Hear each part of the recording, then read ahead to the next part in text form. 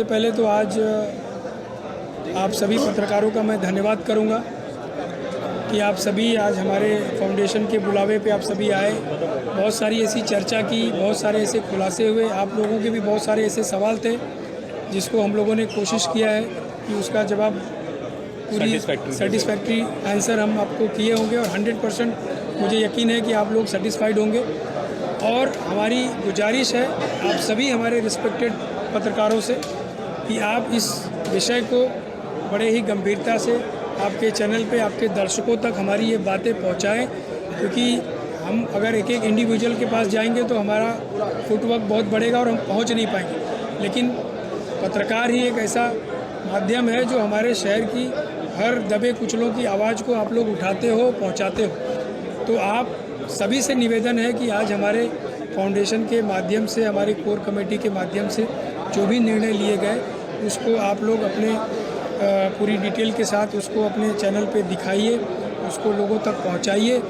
और अगर भविष्य में अगर कहीं ऐसा आपके नॉलेज में भी कोई ऐसा हमारे एसोसिएशन या हमारे फेडरेशन के मेंबर के खिलाफ कोई ऐसी बात है तो आप हमें भी उसको संपर्क कर सकते हैं। हम लोग उस पर बैठ के बात कर सकते हैं, बिना सुने, बिना दोनों पक्ष सुने आप लोग कोई भी स्टोरी मत चलाइए, क्योंकि कहीं ना कहीं इसमें किसी न किसी की रेपुटेशन और क्रेडिबिलिटी की बात होती है। हो सकता है सामने वाला जगह पे हो नहीं, लेकिन सही हो और हम लोग कोई भी ऐसी बात करें तो उसके खिलाफ तो ये आप लोगों की एक जवाबदारी है। और बाकी आपकी जो भी बातें अपने लोगों ने की है, हम लोग उस पर पूरा उस पर हम लोग कोशिश करेंगे कि हम भी अपने जितने भी लोग हैं उनको बाइफरकेट करें, जो भी गलत लोग हैं हम भी उसको एक्सपोज करें, ताकि हमारे फ्रेटर्निटी में भी, जैसे पत्रकारों की फ्रेटर्निटी में भी अच्छे अच्छे लोग हैं, हमारी भी इंडस्ट्री में लोग अच्छे और आगे बढ़ के और अच्छे से काम करें और शहर का भला करें। देखिए, जैसा आप लोग जानते हैं कि हम लोग मीरा भाईंदर के पूरे लोगों से ये अपील कर रहे हैं। हमारी फ्रेटर्निटी, रियल एस्टेट इंडस्ट्री की जो फ्रेटर्निटी है, ये कदम जो हमने उठाया है आज कि एक भाड़ा जो है वो टेनेंट से लिया जाएगा, एक ओनर से लिया जाएगा, ये हमने रिवर्स किया है। रिवर्स इसलिए किया है कि हम पेन समझ रहे थे किराएदारों का, तो ये पेन को लेकर हमने रिलीफ दिया है और ये हमने अपने ऊपर लिया है। लेकिन हम लोग समझते हैं कि इसके ज़रिए हमारे कारोबार में, हमारे बिजनेस में उन्नति होगी। ये एक हम लोगों ने अपनी ऊपर एथिकल लेवल पे लिया है। हमने समझा है कि हमारी मोरल रिस्पॉन्सिबिलिटी है, इसलिए हमने इसको रिवर्स किया है। आपके चैनल, आपके मीडिया के ज़रिए हम ये आम शहरी तक बात पहुँचाना चाहते हैं कि अभी से 1 मई 2015 से 2025 से ये चीज़ इम्प्लीमेंट हो रही है। कल से कोई भी 1 महीने से ज़्यादा किराया एज अ ब्रोकरेज भाड़े के उसमें नहीं देगा, और रिन्यूअल पर सिर्फ और सिर्फ 15 दिन की ब्रोकरेज, लेकिन किराएदार भी देगा, ओनर भी देगा। ये इम्प्लीमेंट हो चुका है। आपके चैनल के ज़रिए सब तक ये बात पहुंचा दीजिए और स्पष्ट पहुंचाइए, क्लियर कीजिए। और जैसा मैंने बताया, अगर ब्रोकर के ज़रिए कोई प्रॉब्लम होती है, एसोसिएशंस मौजूद है, फेडरेशन मौजूद है, आप इनसे संपर्क कीजिए।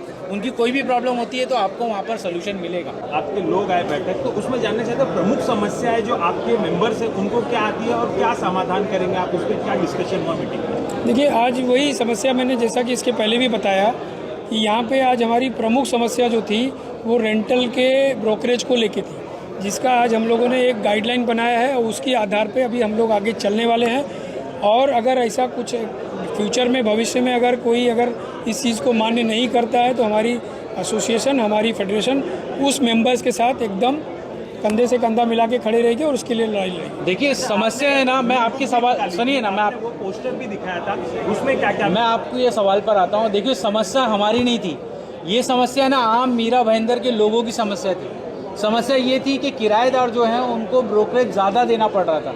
हमारे लिए तो प्रॉफिट वाली चीज़ थी, हमको ज़्यादा ब्रोकरेज आ रहा था, लेकिन हमने अपने पैर पे कुल्हाड़ी मारी है। हमने अपने पैर पे नहीं कुल्हाड़ी मारी, हमने शहर का सोचा है और हमने उनके हित में रहते हुए किया है कि ब्रोकरेज सिर्फ 1 ही महीने का लिया जाएगा। तो ये डिस्कशन था, ये जितने भी स्टेट एजेंट यहाँ बैठे थे ये फिक्रमंद है कि ये ज़्यादती हो रही है, जो प्रथा चली आ रही है गलत है, इसको चेंज करना चाहिए। और हमने सामने से होकर इसको डिसीजन को रिवोक किया, इसको खारिज किया, और अब से हम लोग सिर्फ और सिर्फ 1 महीने का भाड़ा ब्रोकरेज में टेनेंट से लेंगे और 1 महीने का ओनर से लेंगे। तो ये हमने अपने आप में डिसीजन चेंज किया। तो ये हमारा मुद्दा नहीं था, ये एक्चुअली आम लोगों का मुद्दा था जिसको हमने अभी टैकल किया। Yes madam. कहीं कहीं ऐसा भी है कि एक ब्रोकरेज सोसाइटी भी लेती है। देखिए, ये एक बहुत अलग मुद्दा है कि अभी सोसाइटी ब्रोकरेज के नाम पे तो नहीं लेती है, वो शिफ्टिंग चार्जेस, या कोई डोनेशन इस तरह से, ये भी बिल्कुल गलत चीज़ है। मैं चाहूँगा आपके माध्यम से भी अगर आप रजिस्ट्रार के ऑफिस में सब रजिस्ट्रार जो सोसाइटी रजिस्ट्रार होते हैं उनसे जाके पूछिए सोसाइटी का इस तरह का कलेक्शन एक टेनेंट से ले सकती है, क्योंकि ओनर तो नहीं देता। ओनर बोलता है कि मैंने तो घर भाड़े पे दे दिया, आप आ रहे हो घर में रहने तो ये पैसा आपको देना पड़ेगा, और वो एक हेफ्टी अमाउंट हो जाता है। यानी टेनेंट भाड़ा भी दे, शिफ्टिंग चार्जेस भी दे, जो खुद शिफ्टिंग कर रहा है उसका पैसा भी दे, और फिर 11 महीने बाद उसको अगर खाली करना पड़ता है तो दूसरी बिल्डिंग में जाता है, फिर वही सब चीज़ें। तो ये एक बर्डन बनते जा रहा था, समाजी बर्डन बनते जा रहा था, और इसको कम करना चाहिए। और जो ऐसी सोसाइटी इस तरह का चार्ज करती है तो मेरी भी उनसे अपील है कि प्लीज़ इस तरह के चार्जेस को आप रिवोक कीजिए।